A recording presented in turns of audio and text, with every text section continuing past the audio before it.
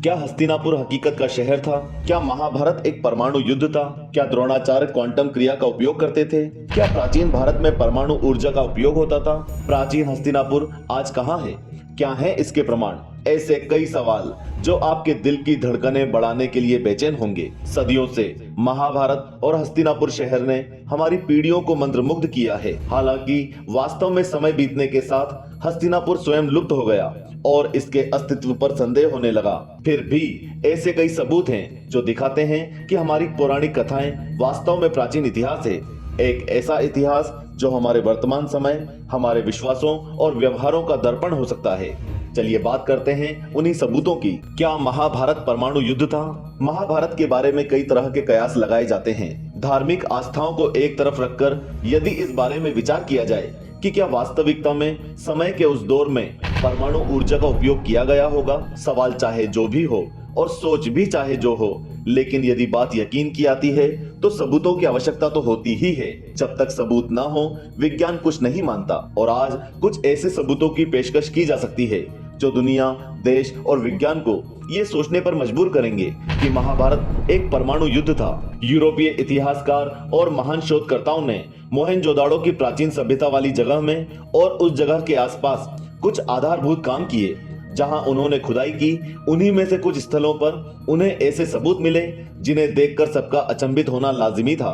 सबूत ये बताते हैं कि प्राचीन शहर एक शक्तिशाली विस्फोट से बर्बाद हो गया होगा। शोधकर्ताओं को वहां मिट्टी और क्रिस्टल के हरे कांच का एक बड़ा हिस्सा मिला जो उसके ऊपरी केंद्र पर जुड़ा हुआ और पिघला हुआ था। इस ऊपरी केंद्र के चारों ओर की ईंटें भी एक तरफ से पूरी तरह पिघली हुई थी। ये सारे सबूत ये दर्शाते हैं कि यहाँ निश्चित रूप से कोई विस्फोट ही हुआ था जिस कारण से पूरा शहर तबाह हो गया। इससे एक स्पष्ट निष्कर्ष निकलता है जो आप समझ सकते हैं। मैनहट्टन प्रोजेक्ट के निदेशक डॉक्टर जे रॉबर्ट ओपनहाइमर को परमाणु बम के जनक के रूप में श्रेय दिया जाता है। उन्होंने 1933 में संस्कृत सीखी और मूल रूप में भगवत गीता पढ़ी। मैनहट्टन प्रोजेक्ट के तुरंत बाद डॉक्टर ओपनहाइमर ने रॉचेस्टर विश्वविद्यालय के छात्रों को संबोधित किया। छात्रों में से एक ने उनसे एक सीधा सवाल पूछा कि क्या उनका प्रयोग दुनिया का पहला परमाणु विस्फोट था। उन्होंने बड़े सोच समझकर और विचार करके जवाब दिया और कहा, हाँ, आधुनिक समय में बिल्कुल।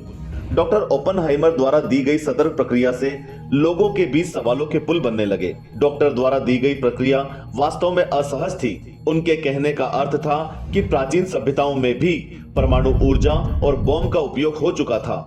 उनकी ये प्रक्रिया किसी को भी आश्चर्यचकित करती है कि क्या वे मानते थे कि पहले की सभ्यता में परमाणु क्षमता हो सकती थी।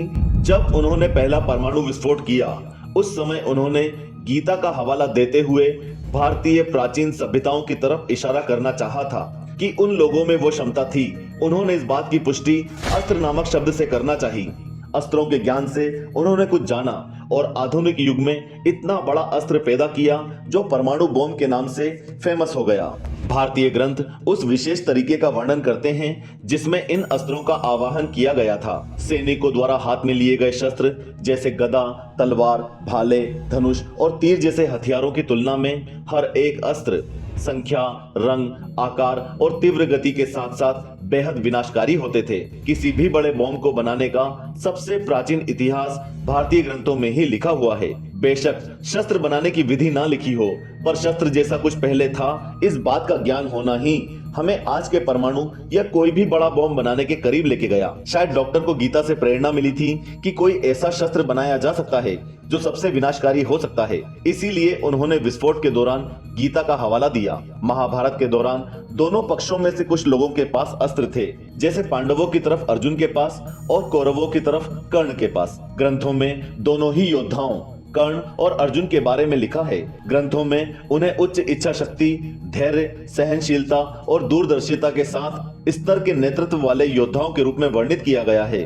उन्होंने ये अस्त्र बड़ी तपस्या और धैर्य रखने के बाद प्राप्त किए थे। जितने भी अस्त्र उस समय थे वे भयानक विनाशकारी थे, जिनका प्रभाव प्रकृति को हिला देने वाला था। उनका विनाश कितना भयंकर हो सकता था, आज ये हमारी सोच से परे है।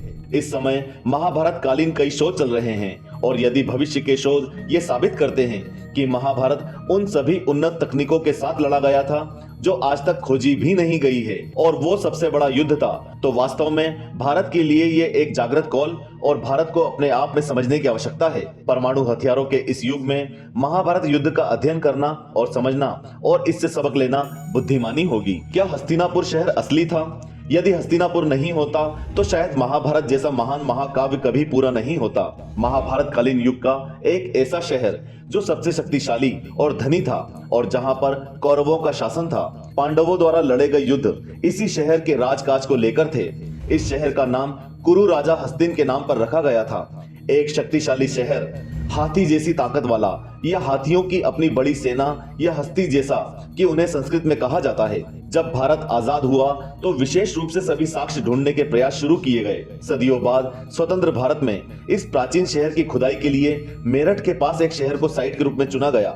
यह शहर हस्तिनापुर की तरह ही गंगा के किनारे बसा है। प्रसिद्ध पुरातत्वविद के तहत 1950 में खुदाई शुरू हुई और एक शहर के प्राचीन अवशेषों की खोज की गई। खुदाई के बाद मिट्टी की परतों ने बीच बीच में समय अंतराल के साथ निपटान की अलग अलग अवधियों को प्रकट किया।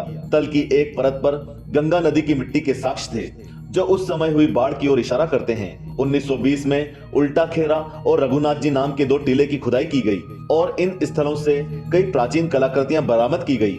उनमें से सबसे प्राचीन और खास चित्रित ग्रेवियर मिट्टी से बने बर्तन थे जो कि बहुत ही महीन मिट्टी से बने होते हैं और इस क्षेत्र में पाए गए ऐसे साक्ष्य अद्वितीय हैं। प्रोफेसर ये कहते हुए एक महत्वपूर्ण अवलोकन करते हैं कि ये ग्रेवियर यानी कि महीन मिट्टी का रूप लगभग 720 ईसा पूर्व की अवधि को इंगित करता है, लेकिन चूंकि सभी नमूने रूटलेट से दूषित हो चुके हैं इसलिए इनका ज्यादा मूल्य नहीं हो सकता। हालांकि ये बताते हैं कि उसी क्षेत्र से गेरू रंग की मिट्टी के बर्तनों को 2600 ईसा पूर्व बताया जा सकता है। महाभारत के बाद हस्तिनापुर कैसा था? कुरुक्षेत्र में हुई महाभारत की लड़ाई के बाद पांडव हस्तिनापुर में बस गए। महाभारत के बाद के काल में राजा निचक्षु ने राज्य किया।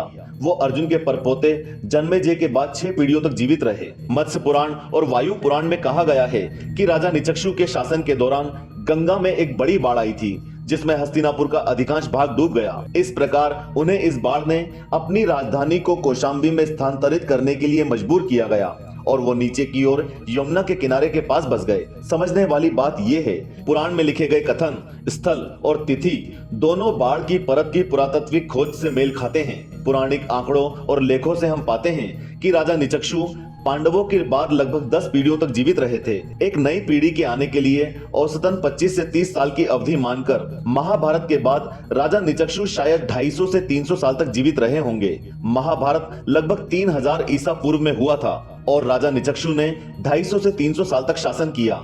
ये तारीख खुदाई में मिले गेरू कॉलर वाली मिट्टी के बर्तनों यानी कि 2650 ईसा पूर्व की तारीख से मेल खाती है।